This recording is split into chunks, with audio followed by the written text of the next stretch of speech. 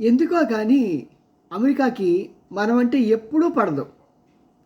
ఇప్పుడే కాదు, 1971లో కూడా పాకిస్తాన్కి మనకి యుద్ధం వచ్చినప్పుడు వాళ్ళ యొక్క వార్షిప్ని తీసుకొచ్చి మన ముంగిటి దాచింది, బెదిరించింది, ఆదరించింది. అయినా ఇందిరాగాంధీ భయపడలేదు.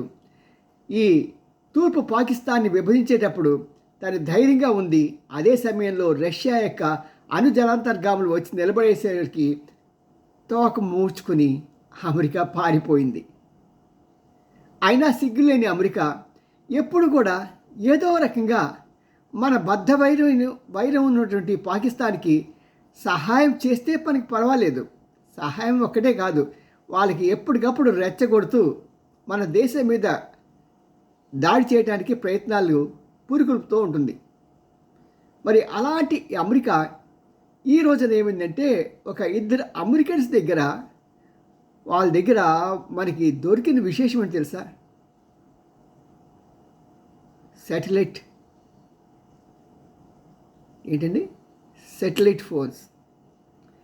సాధారణంగా మనుషులు ఎవరి దగ్గర కూడా, సాధారణ అంటే కామన్ మ్యాన్ పీపుల్ దగ్గర ఎవరి దగ్గర కూడా శాటిలైట్ ఫోన్స్ ఉండవు. టెర్రరిస్టుల దగ్గర, ఆర్మీ కమాండర్స్ దగ్గర, సిఐఏ ఏజెంట్ల దగ్గర, గూఢాచార్య వర్గం దగ్గర, లేకుంటే ప్రధాని ఆంతరంగికుల దగ్గర, ఇంకా చెప్పుకోవాలంటే బిల్ లాడెన్ దగ్గర, ఇలాంటి వాళ్ళ దగ్గర ఉంటాయి ఈ శాటిలైట్ ఫోన్స్. అలాంటి శాటిలైట్ ఫోన్స్ కలిగినటువంటి ఇద్దరు అమెరికన్లు ఈ రోజున మనకి దొరకడం జరిగింది. వారిని అరెస్ట్ చేయడం జరిగింది. ఒక నెల 15 రోజుల క్రితం చూసుకుంటే అక్కడ కూడా ఒక అమెరికన్ సిటిజన్ ఉన్నాడు. ఆయన పేరు ఏంటంటే వ్యాన్చుక్.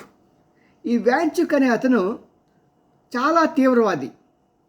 ఎక్కడికి వెళ్ళినా సరే అతను అక్కడ ఉన్న లోకల్ పీపుల్కి ఆ ప్రభుత్వాలపై ఎలాగ దాడి చేయాలి, ఎలాగ గెరిల్లా దాడులు చేయాలి, ఆ ప్రభుత్వాన్ని ఎలా కూల్చాలి, ఇలాంటి తప్పుడు సలహాలు ఇస్తూ వాళ్ళని ప్రభుత్వం వైపు యుద్ధానికి దింపుతూ ఆ దేశంలో అస్థిరత కలగచేసి అక్కడ వాళ్ళకి కావలసిన ప్రభుత్వాన్ని ఏర్పాటు చేసే దౌర్భాగ్యుడు, దిక్కుమాలిన వాడు, దరిద్రగొట్టు వెధవ. మరి వాడు కూడా ఇలాగే దొరికాడు. మరి వెర్సి ఇవన్నీ చూస్తుంటే మనకు అర్థమవుతున్నది ఏంటి అంటే, అమెరికాకి ఏదో ఒక హిడెన్ ఏజెండా ఉంది.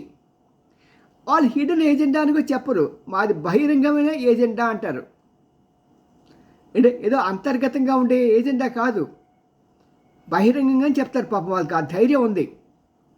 మేము మా కళ్ళ ముందు చైనాని ఎదగనిచ్చాం.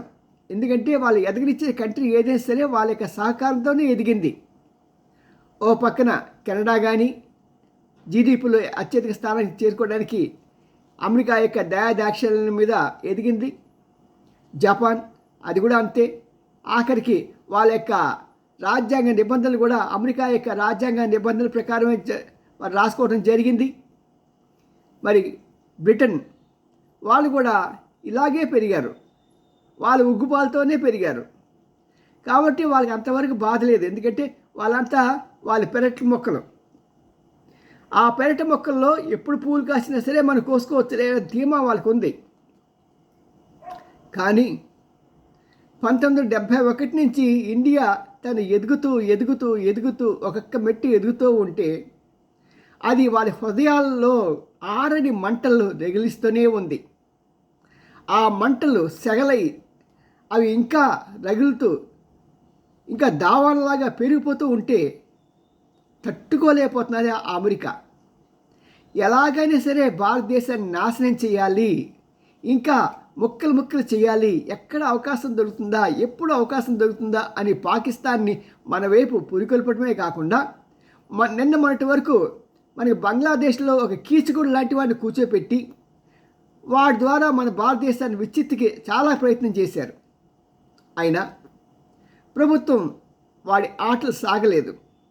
కానీ ఇప్పుడు కూడా అక్కడ ఉన్నటువంటి చిన్న చిన్న స్టేట్లు అంటే నాగాల్యాండ్ ఉందనుకోండి, నాగాల్యాండ్ పూర్తిగా క్రైస్తవం చేసేసారు. అక్కడ క్రైస్తవ దేశంగా ఏర్పడితే అమెరికాకి లాభం. ఏ లాభం వస్తుంది? ఈ క్రైస్తవ దేశం వచ్చిందనుకోండి, అక్కడ రాజకీయ నాయకులకి పెద్ద వీరి మీద అభిమానం ఉండదు. కానీ అక్కడ లోకల్గా ఉండే క్రైస్తవులకి వాళ్ళకి ఏంటంటే, ఆహా ట్రంప్ ఈజ్ ఏ క్రిస్టియన్, మా క్రిస్టియన్ ఇప్పుడు అనుకోవట్లా జగన్ మా క్రిస్టియన్. వాళ్ళకి వరుగుచ్చింది ఏముంది, ఏమీ ఇవ్వలే అతను. పాపం రాజశేఖర రెడ్డి గారితో ఏమైనా ఇస్తే ఇచ్చేయడమో కానీ జగన్ మాత్రం అసలు ఏమీ ఇవ్వాల. అలాగే పాపం పిచ్చివాళ్ళు క్రైస్తవులు కుడిమిస్తే పండగ అనుకుంటారు. అలాగా వారు ఏంటి ఏదో చేస్తారులే ఏది ఇస్తారులే అనుకుంటూ ఉంటారు. ఏది ఎవరు ఏది చేయరు.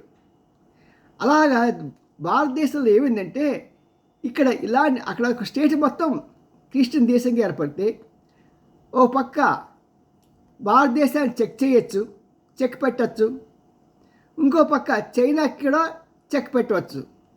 ఇలా తన ఆధిపత్యాన్ని పెంచుకుంటూ వెళ్తూ ఉండొచ్చు కదా అని తన యొక్క కోరిక. ఇలాగ భారతదేశాన్ని బతకనివ్వకుండా, చైనాని కొనసాగనివ్వకుండా తన ఆధిపత్యాన్ని నిలుపుకోవడానికి చేస్తున్న ఈ ప్రయత్నాల్లో వెలిసి ఏమవుతున్నదంటే అమెరికా తన ఆధిపత్యాన్ని కోల్పోతున్నది. ఇప్పుడు ఇంతవరకు అగ్రరాజ్యం ఒకటిగానే ఉంది అమెరికా. ఇప్పుడు అగ్రరాజ్యం స్థానం కోల్పోయింది. ఆల్మోస్ట్ ఆ అగ్రరాజ్యం స్థానాన్ని ఇరాన్కి ఇచ్చింది. ఇప్పుడు ఎన్ని అయ్యేవి? ఓ పక్క చైనా, మరో పక్క రష్యా, ఓ పక్క అమెరికా, మరో పక్క ఇరాన్, ఉంటే గింటే భారతదేశం కూడా. ఇలాగా ఈ ఇన్ని రాజ్యాల కలయికతో దేశం మొత్తం, ప్రపంచం మొత్తం కూడా వికేంద్రీకరణ జరిగింది. దీనివల్ల ఎవడి ఆట సాగదు. అమెరికాకి చెక్ పెట్టడం జరిగింది, డాలర్కి చెక్ పెట్టడం జరిగింది. త్వరలే ఆ $, మహిమ కూడా పోతుంది. పోవడానికి పావులు కదుపుతున్నారు. ఇరాన్ అయితే దాని మీద స్థిరంగా ఉంది. నేను డాలర్స్తో పెట్రోల్ అమ్మను, నేను ఓన్లీ రూబుల్ ద్వారా కానీ రూపాయి ద్వారా కానీ అమ్ముతానని స్పష్టం చేస్తున్నది. అమెరికా ఇప్పుడు నీకు దిక్కెక్కడా? ఎక్కడున్నావు అమెరికా? మరి ఏదో ఏదో ఏదో చేద్దాం అనుకున్నావు కదా. హర్మోజ్ నదిని మూయలేకపోయావు. అది మూసేస్తాను ఇది చేస్తాను అన్నావు కదా. చేయటానికి ధైర్యం లేదు, నీతో ఏకీపించేవారు లేరు. నీ సైన్యాన్ని అక్కడ నేల మీద దింపాలంటే భయంతో చచ్చిపోతున్నావు. ఎందుకంటే నవంబర్లో జరిగే ఎలక్షన్స్లో నిన్ను ఆదుకునేవారు ఎవరు లేరు. నీ పతనానికి అదే మొదలు. కేవలం ఇది నీ పతనమే కాదు, నీ పతనంతో పాటు అమెరికా దేశాన్ని కూడా నువ్వు పతనాల్లోకి లాగేశావు. మరి ఒక్కడు నీలాంటి వాడు ఉంటే చాలయ్యా బాబు. ఆ వాడే కాదు, ఆ దేశం కూడా పతనమైపోతుంది అని చెప్పడానికి నిదర్శనం నువ్వే Trump. CM Ramji senior journalist, గుడిగంట TV9 లైక్ చేయండి, షేర్ చేయండి, సబ్స్క్రైబ్ చేయడం మాత్రం మార్కెట్. బాయ్.